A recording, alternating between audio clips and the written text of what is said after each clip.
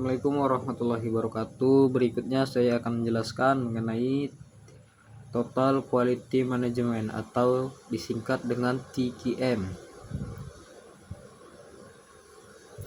Konsep kualitas telah dikenal sejak awal pra-revolusi industri.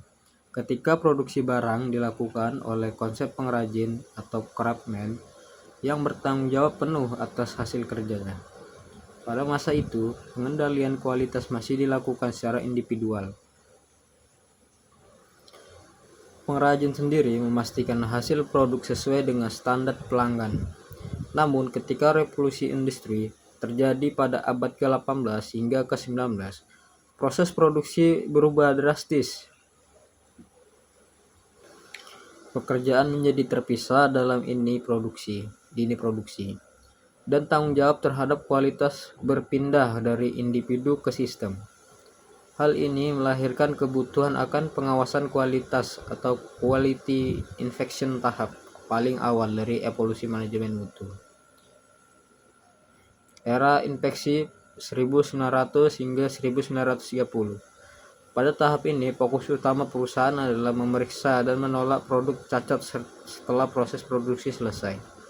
Perusahaan besar seperti Ford Motor Company mulai menerapkan sistem inspeksi terpusat untuk memastikan keseragaman produk.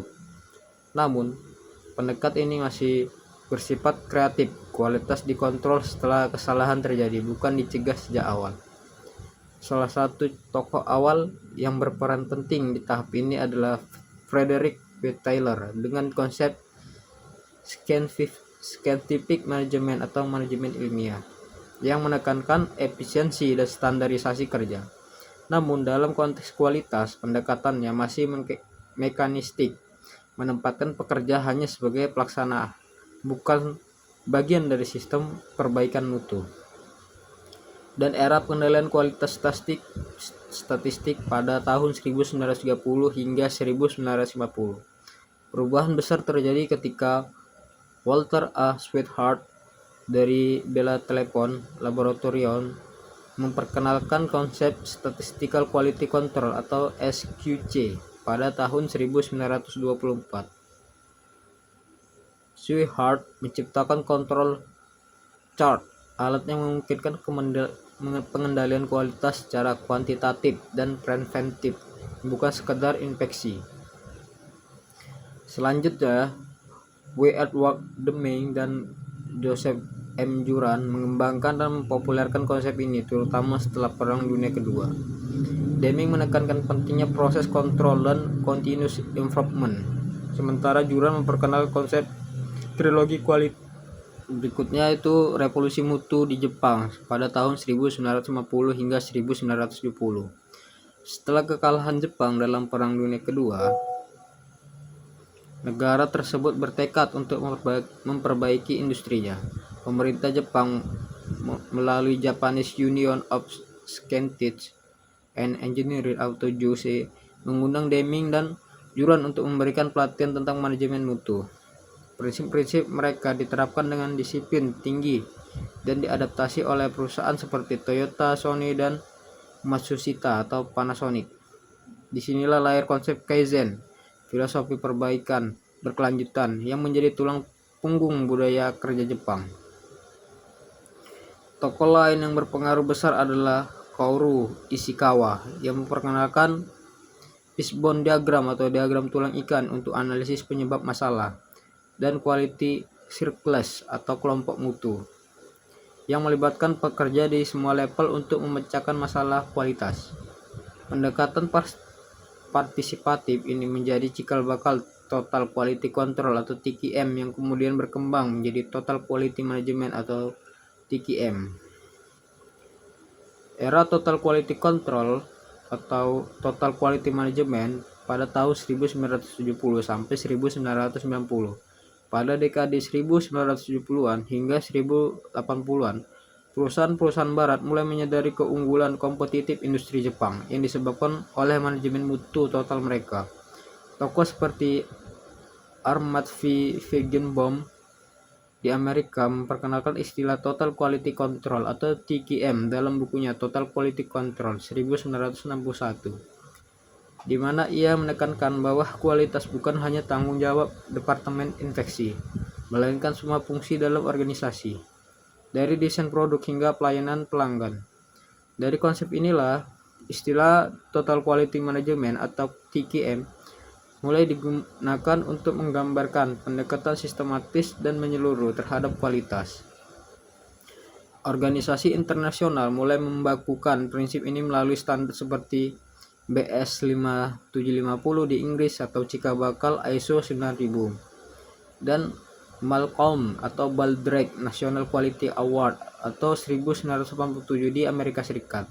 Berikutnya European Foundation for Quality Management atau EFQM di Eropa.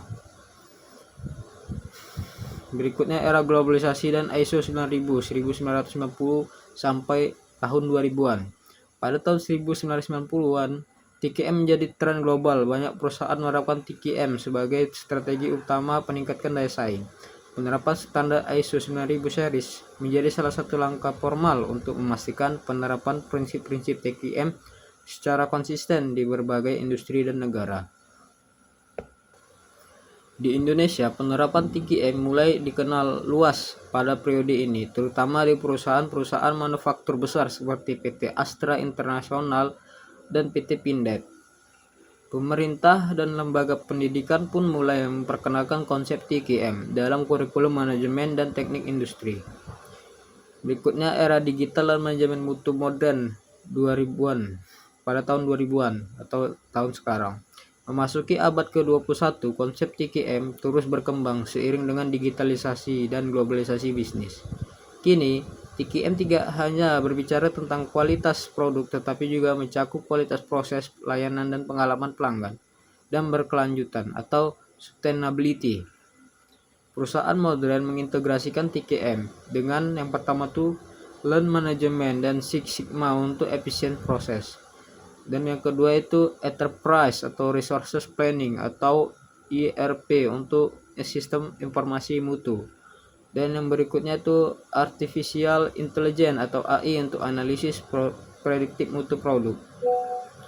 Berikutnya Sustainability Quality Management untuk menjaga keseimbangan antara mutu dan dampak lingkungan. Dalam konteks ini, TQM bukan sekedar sistem manajemen, tetapi filosofi organisasi yang menempatkan kualitas sebagai budaya dan strategi inti. Berikutnya itu prinsip-prinsip dan konsep dasar Total Quality Management (TQM). Total Quality Management adalah suatu pendekatan menyeluruh dalam pengelolaan organisasi dengan fokus utama pada kepuasan pelanggan melalui perbaikan berkelanjutan atau continuous improvement dan partisipasi aktif seluruh anggota organisasi.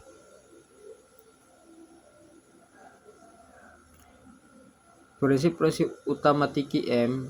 Para ahli mengembangkan prinsip TQM dalam berbagai versi, namun secara umum terdiri 8 prinsip utama yang menjadi fondasi universalnya.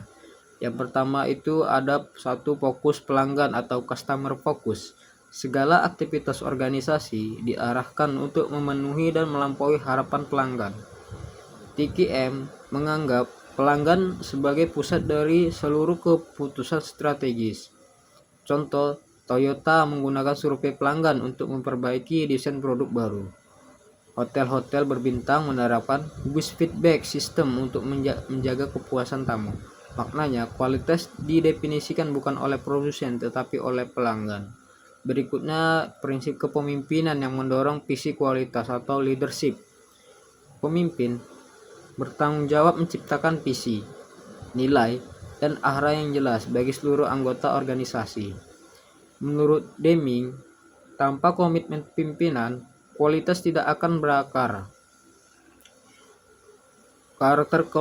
Karakteristik kepemimpinan TQM yang pertama itu menjadi role model bagi budaya kualitas. Dan yang kedua, memberikan sumber daya dan pelatihan. Dan yang ketiga, membangun komunikasi terbuka. Contoh, CEO Motorola pada tahun 1980-an secara pribadi memimpin implementasi Six Sigma yang berakar pada prinsip TQM. Berikutnya, prinsip keterlibatan seluruh karyawan atau full employee involvement. Dalam TQM, kualitas adalah tanggung jawab semua orang, bukan hanya departemen kualitas. Setiap karyawan berperan sebagai agen perbaikan dalam lingkup kerjanya.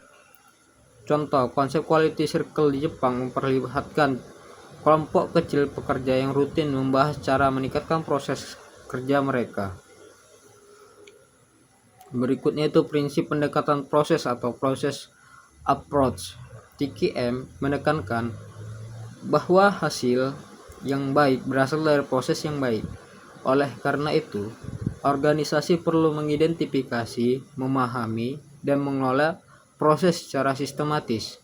Contoh, dalam industri farmasi, setiap tahap dari pengadaan bahan baku hingga distribusi harus memenuhi Good Manufacturing Practice atau GMP.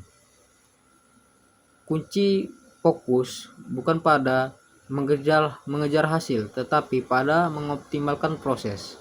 Berikutnya itu prinsip pendekatan sistem terhadap manajemen atau System Approach to Management.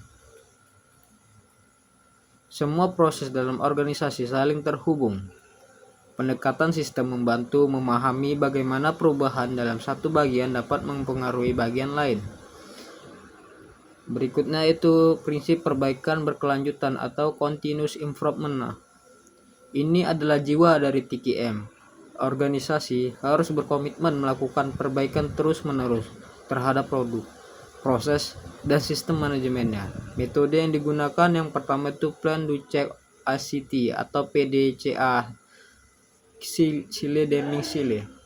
Dan yang kedua benchmarking atau membandingkan dengan praktik terbaik industri. Dan yang ketiga root cause analysis atau analisis akar penyebab masalah. Contoh, Toyota Production System secara konsisten menggunakan Kaizen untuk meningkatkan efisiensi produksi tanpa mengorbankan kualitas.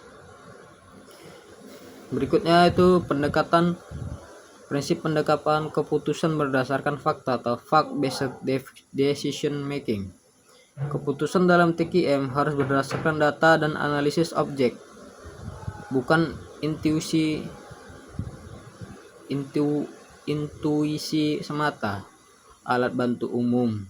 Contoh itu diagram Pareto, control chart, scatter diagram, check sheet, dan histogram. Dengan data yang valid, organisasi dapat mengenali pola, mengidentifikasi penyimpangan, dan mengukur efektivitas perbaikan. Adapun yang terakhir, prinsip hubungan yang saling menguntungkan dengan pemasok atau mutually beneficial supplier atau relationship. Dalam era rantai pasok global, mutu produk sangat bertanggung pada kualitas pemasok. Oleh karena itu, TQM menekankan pentingnya hubungan jangka panjang dan saling percaya antara perusahaan dan pemasok. Contoh, Toyota dan Honda membangun sistem kemitraan dengan pemasok yang berfokus pada kolaborasi, bukan negosiasi harga semata. Berikutnya, konsep kunci dalam TQM. Selain 8 prinsip utama,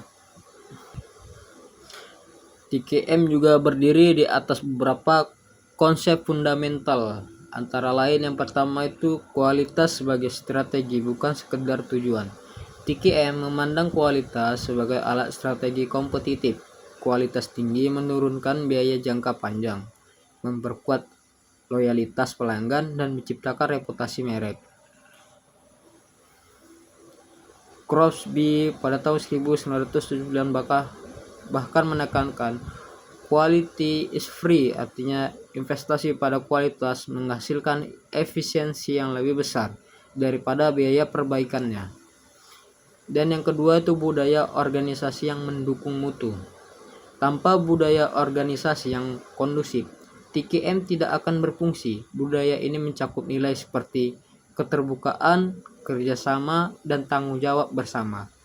Contoh perusahaan seperti Toyota dikenal dengan budaya yang mendorong inovasi dan perbaikan berkelanjutan. Dan yang berikutnya itu orientasi pada pelanggan internal dan eksternal. Dalam TQM, Pelanggan tidak hanya di luar organisasi, melainkan juga di dalamnya. Setiap bagian organisasi adalah pemasok dan pelanggan bagi bagian lainnya. Contoh, departemen produksi adalah pelanggan bagi departemen pengadaan. Dan sebaliknya, pendekatan ini mendorong kerjasama lintas fungsi yang lebih baik.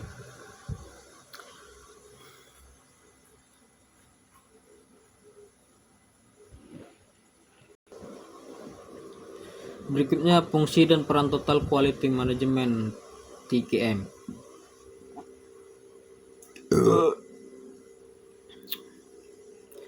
Fungsi utama TQM dalam organisasi secara umum membangun sistem manajemen yang terintegrasi untuk mencapai kualitas terbaik di setiap aspek organisasi dengan melibatkan seluruh anggota perusahaan. Adapun fungsi-fungsi utamanya, yang pertama itu fungsi perencanaan mutu atau quality planning function. Fungsi pertama dari TQM adalah memastikan bahwa kualitas dirancang sejak awal, bukan diperiksa di akhir.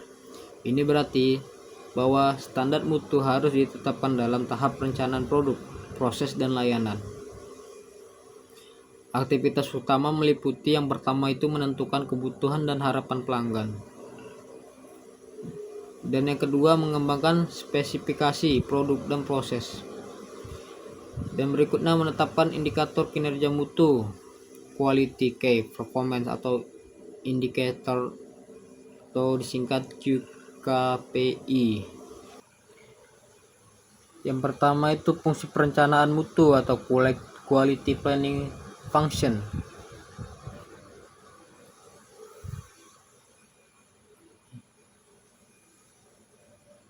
Berikutnya itu yang kedua fungsi pengendalian mutu.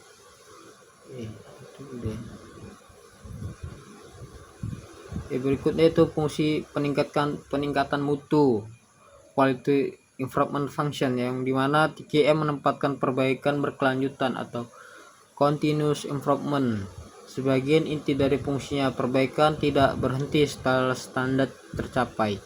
Sebaliknya, selalu ada ruang untuk menjadi lebih baik.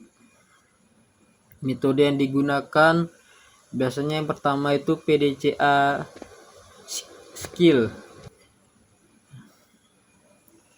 Dan yang kedua benchmarking atau membandingkan kinerja dengan organisasi terbaik di kelasnya. Dan yang ketiga root cause analysis atau mengidentifikasi penyebab mendasar masalah. Berikutnya itu fungsi pengorganisasian mutu, quality organization function. Fungsi ini berfokus pada membangun struktur organisasi yang mendukung budaya mutu. TQM memerlukan sistem manajemen yang kolaboratif dan partisipatif. Elemen penting dalam organisasi TQM. Yang pertama adanya Quality Steering Committee atau komite pengarah mutu. Dan yang kedua pembentukan Quality Improvement Team di berbagai level. Dan yang ketiga integrasi sistem mutu dalam semua departemen dari produksi, keuangan, SDM, layanan, dan lain-lain. Yang berikutnya fungsi pelatihan dan pengembangan SDM, Quality Training and Human Development Function. Sumber daya manusia adalah faktor paling vital dalam keberhasilan TQM. TQM menekankan bahwa kualitas tidak akan tercapai tanpa pengembangan manusia yang berkualitas. Fungsi pelatihan meliputi yang pertama pelatihan tentang kesadaran mutu atau quality awareness training, dan yang kedua pelatihan alat statistik dan problem solving atau Pareto Fishbone, dan yang ketiga pengembangan kepemimpinan partisipatif. Adapun tujuannya yang pertama menciptakan budaya pembelajaran learning organization dan menyadarkan karyawan agar memiliki rasa terhadap kualitas hasil kerja.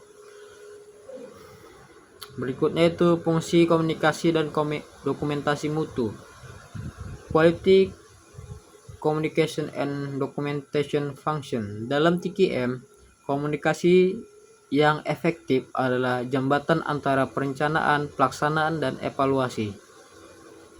Sementara itu, dokumentasi diperlukan untuk menjamin bahwa semua kegiatan mutu dapat dilacak dan dievaluasi. Contoh sistem komunikasi mutu. Yang pertama rapat quality circle mingguan, dan yang kedua portal intranet mutu yang menampung saran karyawan, dan yang ketiga audit internal yang mendokumentasikan hasil temuan dan tindakan korektif. Berikutnya itu fungsi pengukuran dan evaluasi kinerja mutu. Evaluasi kinerja merupakan fondasi untuk pengambilan keputusan berbasis data atau fact-based decision making. TKM menekankan pentingnya indikator kuantitatif agar organisasi bisa menilai efektivitas sistem mutu yang diterapkan. Beberapa indikator utama, yang pertama Customer Satisfaction Index, dan yang kedua Defect per Million Opportunities, dan yang ketiga Overall Equipment Effectiveness, dan yang keempat Cost of Poor Quality. Tujuannya itu menilai seberapa jauh strategi TKM meningkatkan efisiensi, mengurangi pemborosan, dan memperkuat loyalitas pelanggan. Berikutnya itu peran TKM dalam organisasi modern. TKM tidak hanya berfungsi secara teknis, tetapi juga memiliki peran strategis dan transformasional dalam organisasi. Berikut peran utamanya. Yang pertama itu sebagai filosofi manajemen. TKM mengubah paradigma tradisional hasil dulu, proses kemudian, menjadi proses baik menghasilkan hasil baik. Filosofi ini menempatkan manusia di proses sebagai pusat nilai organisasi. Contoh, perusahaan seperti Toyota dan Honda menganggap setiap karyawan memiliki potensi untuk meningkatkan sistem, bukan sekedar mengikuti perintah. Kedua, sebagai alat strategi kompetitif, TKM menjadi senjata utama dalam menangkap persaingan global. Dengan kualitas tinggi dan konsistensi layanan, perusahaan dapat membangun keunggulan kompetitif jangka panjang. Berikutnya ketiga, sebagai sistem integrasi organisasi. TKM menghubungkan semua fungsi organisasi, produksi, pemasaran, keuangan, SDM dalam satu arah strategi mutu total. Pendekatan sistematik ini meminimalkan silo antar departemen dan memperkuat sinergi. Contoh, dalam industri penerbangan, koordinasi antara bagian teknik, keselamatan, dan layanan pelanggan diatur dalam satu sistem manajemen mutu terpadu, yaitu Integrated Management System. Dan yang keempat, sebagai budaya organisasi atau quality culture. Lebih dari sekadar metode, TKM membentuk budaya organisasi yang menanamkan nilai-nilai kualitas dalam perilaku sehari-hari karyawan. Ciri budaya TKM yang pertama itu keterbukaan terhadap perubahan, dan yang kedua kerja tim lintas fungsi, dan yang ketiga rasa tanggung jawab bersama terhadap hasil akhir. Contoh, di perusahaan Jepang, budaya Kaizen tidak hanya diterapkan di tempat kerja, tetapi menjadi cara berpikir dalam kehidupan profesional. Dan yang kelima, sebagai sistem pengembangan inovasi. TKM mendorong organisasi untuk terus mencari cara baru dalam meningkatkan nilai bagi pelanggan. Inovasi bukan hanya pada produk, tetapi juga pada proses dan pelayanan. Contoh, Samsung Electronics menggabungkan TKM dengan design thinking untuk mengembangkan produk-produk yang tidak hanya berkualitas tinggi, tetapi juga berorientasi pengalaman pengguna, user experience. Dan yang keenam tuh sebagai mekanisme pengendalian sosial dan etika.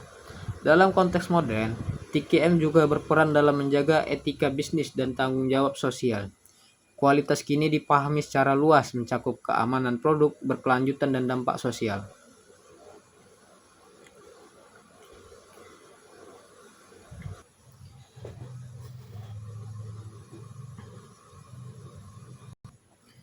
Berikutnya itu kendala dan tantangan dalam penerapan TKM. Meskipun total kualitas manajemen atau TKM telah terbukti efektif dalam meningkatkan daya saing dan kinerja organisasi di berbagai sektor, penerapannya tidak selalu berjalan mulus. Banyak organisasi, terutama di negara berkembang, menghadapi berbagai kendala struktural kultural dan teknis yang membuat implementasi TKM tidak mencapai hasil maksimal. Kendala pertama yang paling sering muncul adalah kurangnya komitmen manajemen puncak. TKM menuntut keterlibatan penuh dari pimpinan tertinggi karena perubahan menuju budaya mutu bersifat strategis dan menyentuh seluruh aspek organisasi. Namun, seringkali manajemen melihat TKM hanya sebagai proyek jangka pendek atau sekedar formalitas untuk memperoleh sertifikasi seperti ISO 9001. Akibatnya, semangat perbaikan berkelanjutan atau continuous improvement tidak benar-benar terinternalisasi dalam budaya perusahaan. Dan TKM berhenti pada level slogan tanpa transformasi nyata. Selain komitmen pimpinan, keterlibatan karyawan yang rendah juga menjadi tantangan serius dalam penerapan TKM. Konsep ini menuntut partisipasi aktif seluruh karyawan. Tetapi dalam praktiknya, banyak organisasi masih menganut sistem hierarkis yang kaku. Karyawan sering merasa bahwa kualitas adalah tanggung jawab departemen tertentu, bukan tanggung jawab bersama. Kurangnya komunikasi dua arah, minimnya penghargaan terhadap inisiatif individu, serta rendahnya tingkat pelatihan dan pemberdayaan empowerment membuat pekerja enggan berpartisipasi dalam kegiatan perbaikan mutu. Dalam konteks ini, organisasi gagal menciptakan iklim quality culture yang partisipatif dan kolaboratif sebagaimana dicontohkan dalam sistem quality circle di Jepang. Kendala lain yang signifikan adalah keterbatasan sumber daya, baik dalam bentuk dana, waktu, maupun teknologi. Implementasi TKM membutuhkan investasi jangka panjang dalam pelatihan, sistem informasi, dan pengembangan proses. Banyak perusahaan kecil dan menengah atau UMKM tidak memiliki kemampuan finansial untuk menjalankan program pelatihan mutu berkelanjutan atau membangun sistem pengendalian berbasis data yang memadai. Mereka sering kali terjebak pada orientasi jangka pendek untuk mengejar target produksi, sehingga kualitas menjadi aspek sekunder. Selain itu, keterbatasan infrastruktur teknologi informasi menyebabkan pengumpulan dan analisis data kualitas tidak efisien. Padahal keputusan berbasis fakta fact-based decision making merupakan salah satu pilar utama TKM.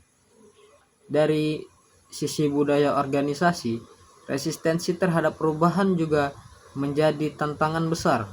TKM menuntut perubahan pola pikir atau mindset dari pola reaktif menuju proaktif, dari kontrol eksternal menuju tanggung jawab internal.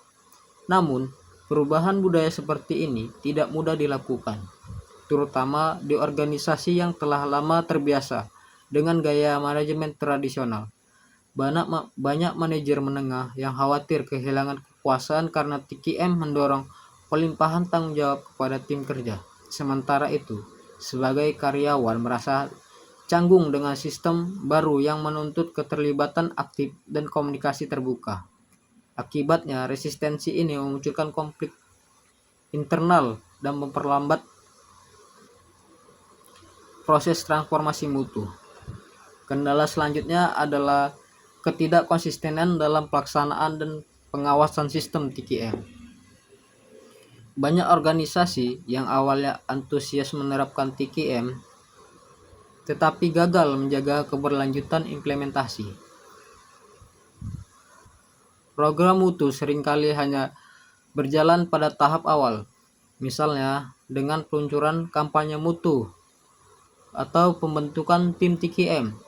Namun seiring waktu mengalami penurunan semangat karena kekurangnya tindak lanjut, evaluasi, dan penghargaan atas hasil. Hal ini diperburuk jika manajemen tidak memiliki indikator kinerja yang jelas untuk mengukur keberhasilan implementasi TKM. Tanpa pengukuran yang tepat, Sulit untuk menilai apakah perbaikan yang dilakukan benar-benar memberikan dampak signifikan terhadap kepuasan pelanggan atau efisiensi internal. Selain faktor internal, tantangan eksternal juga turut mempengaruhi keberhasilan TKM.